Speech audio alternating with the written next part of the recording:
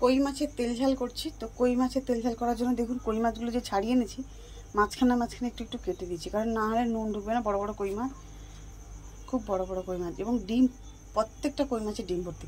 তো তার জন্য আমি কি করছি এবার দেখাচ্ছি। এই দেখুন কড়া গরম হয়ে গেছে, মাছগুলোকে ভালো করে ভেজে নেব। তো দেখুন কই মাছটা যতক্ষণে ভাজা হচ্ছে ভালো করে, ততক্ষণে দেখুন 4টে কোয়া রসুন নিয়েছি, আর একটা পেঁয়াজ একদম ধীরে ধীরে করে কুচিয়ে নিয়েছি, টমেটো অর্ধেক দিয়েছি, লঙ্কা দুটো চিনে নিচ্ছি। এবার মশলাটা আমি কী নেবো দেখাচ্ছি। সরিষাটা অল্প করে নিচ্ছি, সাদা সরিষা, এটাকে ভালো করে বাটবো। আর এই যে কাজুটা, এটাও বাটবো, কিন্তু এটা আলাদা করে বাটবো, কারণ সরিষার সাথে বাটবো না। ততক্ষণে মাছটা ভাজা হচ্ছে, ভাজা হোক ভালো করে।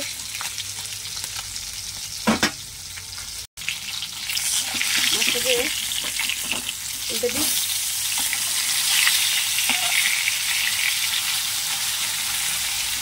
সুন্দর করে হচ্ছে।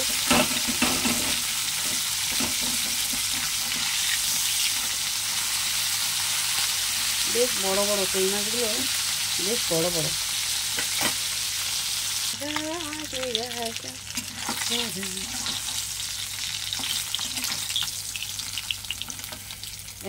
কত বড় বড় কই মাছ আছে। এর আগে আমাদের কর্তামশাই গাড়ি নিয়ে গেছিল কালীনগর। তো কালীনগর থেকে 2টো কই মাছ নিয়ে এসেছিল। কত ওজন আমি জানি না, এবং দামও কত আমি জানি না। আজকে 3-4 বছর আগেকার গল্প করছি। তো কই মাছগুলো এত বড় বড়, একটা কই মাছ 4 পিস হয়েছে, একটা কই মাছ 3 পিস হয়েছে। কথা বলতে গেলে আবার রান্না দেরি হবে, কথা বলতে বলতেই রান্না করছি। এবার 5 ফোড়ন দিয়ে দিচ্ছি, পেঁয়াজ কেটে দিয়ে দিলাম। তো আমার দিদি এসেছিলো, আমার দিদি তো ফুলকপি দিয়ে কই মাছ দিয়ে ঝোল করেছি। আমার দিদি তো খেয়ে বলে কতগুলি এত বড় কই মাছ কোথায় ছিল, দেখুন কোথায় পেয়েছে। আমি বললাম যে খায় চিনি তাকে জগায় চিনতাম আমি। বড় মাছ খায় তার কপালে জুটে গেছে। যে কই মাছের কী স্বাদ, এবং কই মাছগুলো এত মানে পুরো বড় মাছের পিসের মতো হয়েছে, পিস পিস হয়েছে, এত সুন্দর।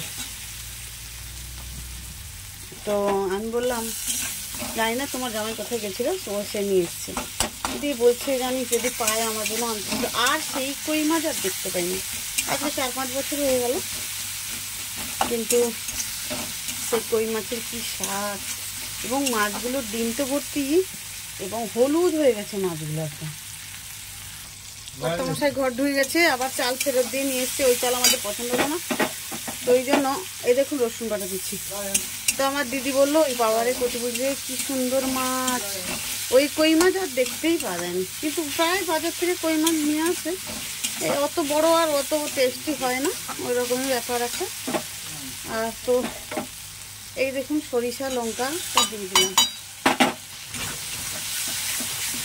যাচ্ছি, দাঁড়াও আমি যাই।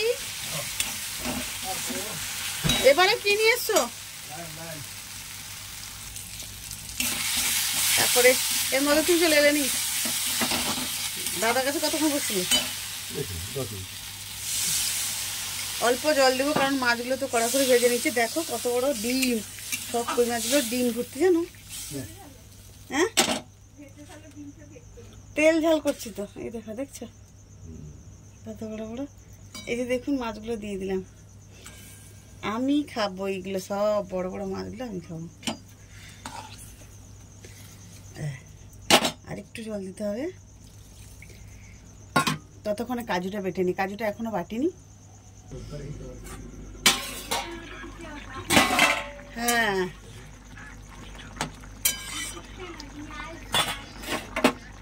এবার দেখুন কাজু বাটাটা দিয়ে দিলাম।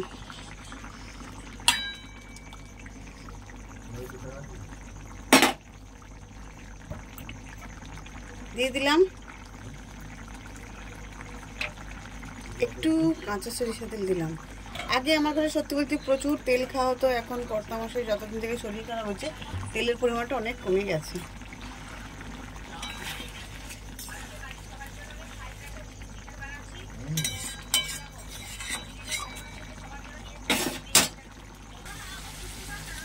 দেখুন তরকারিটা প্রায় কমপ্লিট হয়ে গেছে।